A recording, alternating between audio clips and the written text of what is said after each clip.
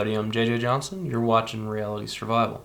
So today what I want to talk to you about is basically the 4 things that you can do during if you encounter someone in a long-term grid down SHTF Diatwalkie kind of situation.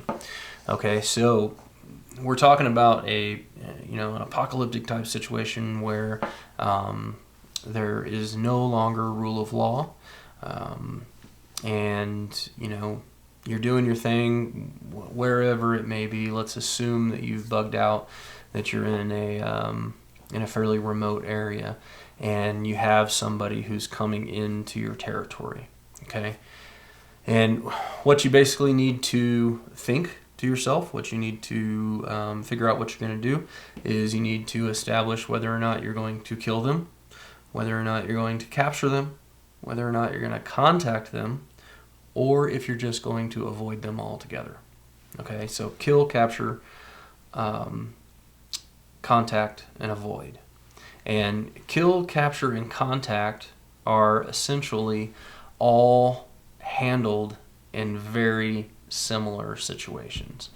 If you're going to set up an ambush on someone, again, in my opinion, the only way that you would do this is if you know that they're coming with bad intent, they're coming with the intent to kill you. Now, maybe you've observed them at a long range, looting a town, killing people, with no warning or something like that. You essentially know that these people are bad people.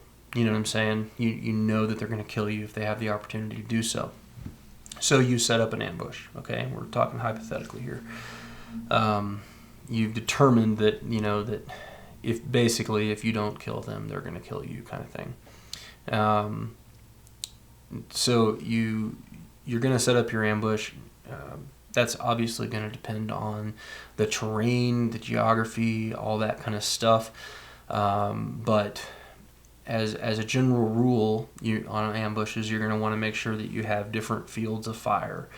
So if you if they're coming up the road this way, then maybe you have somebody who's kind of going to be firing off in this direction here, and then you got other people that are going to cross the fire here when they hit the kill zone or something like that.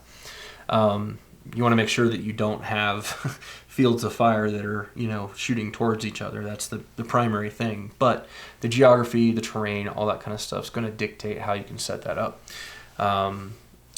So in the kill scenario, you want to obviously set this up and have a mark or somebody call a signal, or somebody just go ahead and start the shooting, or whatever the case may be, when they hit a certain point that is within your kill zone or whatever. Now when you're going to do capture, it's going to be very similar type situation, but you're going to have to work on covering their escape routes and ensuring they have nowhere to go. Because that's always going to be an option for people, is to try to run, right? You've always got a choice to do something. And so you want to enclose that box in a little bit more, and obviously give them the instruction to put down their firearms and all those kind of things.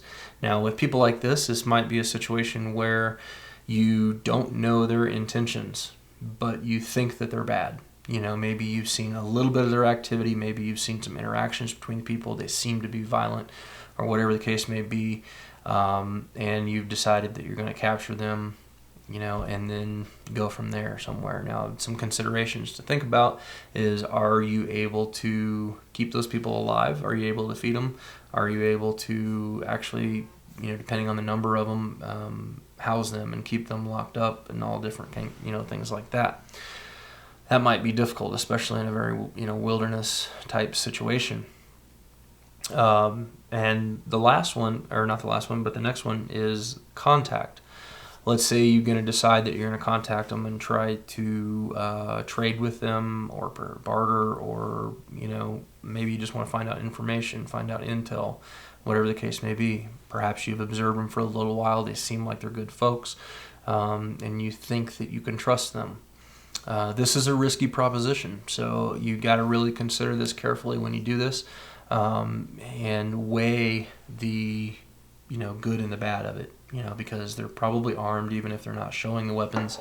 And this could be very dangerous. So you want to set it up in a very similar way to the way that you set up your kill or capture, but you're essentially gonna have one person go out and one or two people maybe, and talk with them while the other parts of your team are covering down on that that location. Again, that's going to be determined how you set that up by your geography and stuff. So in that situation, I would probably let them know that you have other people with you that are covering you from a distance and those kinds of things. And again, this is one of the most risky type situations that you're going to be in, especially the people who go out. When selecting the people who go out to talk, you want to consider, look for that real charismatic guy that is easy to talk to and that kind of stuff. You don't want to necessarily send out your security guy or whatever who's really hardcore and not friendly and that kind of thing, because you want somebody who's going to try to smooth the situation over as much as possible. And the last option is avoid, and avoiding the thing might be the best answer all the way around. Unless you're in a situation where you absolutely need something from somebody else, in this kind of situation, if you can avoid them, that's probably going to be the best thing. And obviously, if they're coming through an area where you're at, you may want to observe them and be ready to ambush if it was needed. But just allowing them to move through the area, maybe set, you're a little bit further back off so that you don't risk contacting them. But understand that a couple of things in this, larger groups and stuff like that often send out scouts.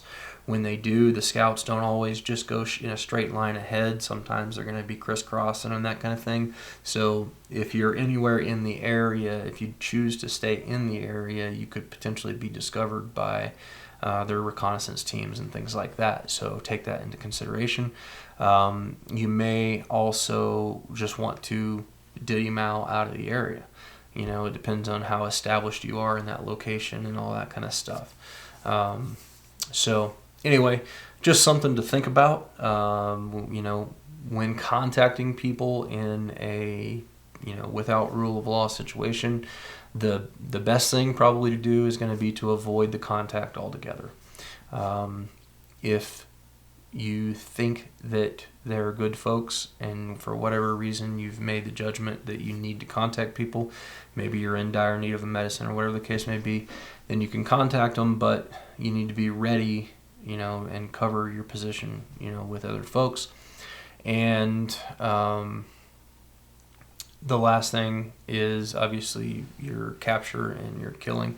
The capturing situation is probably more ethical, but it's going to take a lot more resources. And the killing one should only be done if you've established well in advance that that these people are bad folks and that they're a blight on society. That they're basically looters and that they're trying to marauders or whatever the case may be, and they're killing and capturing anyone they come in contact with.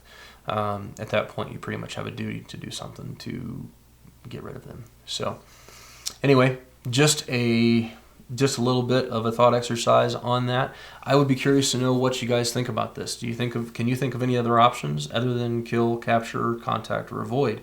The four seem like the most reasonable and really the only four that you'd have to deal with, but I could have forgotten something, so let me know if I did in the comments below.